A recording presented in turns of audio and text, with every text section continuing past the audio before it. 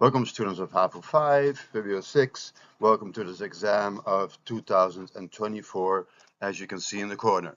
In pregunta. In meta, het doel van de oppositiepartijen kan worden omschreven als beleid van de regering veranderen, cambiando politica di gobierno, of haciendo seguro que votadonan ta voto pa bo partido.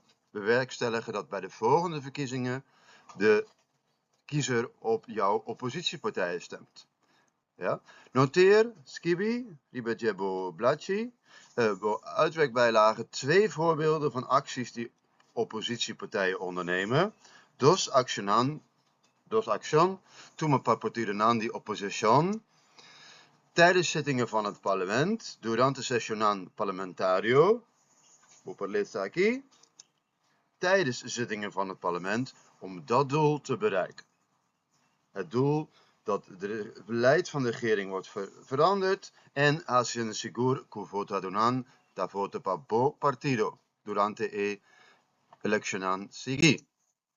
Voorbeelden van juiste antwoorden, 2 voor elk 1 punt kun je verdienen. Dus je moet er 2 hiervan hebben. Ja? Preguntanan, critico, kritische vragen stellen.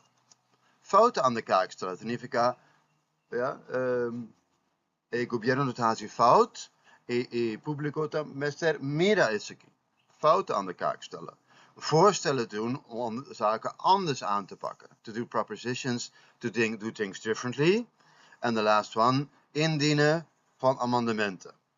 Boting un lei, un amendement ta un cambio pa e lei aquí.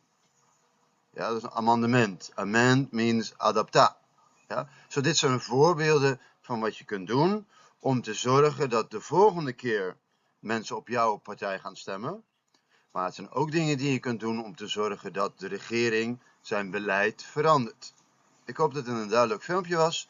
Wil je de andere filmpjes bekijken, dan kun je dat hier doen. En wil je oefenen met ZISH, met de meerkeuzevragen, dan kun je dat daar doen.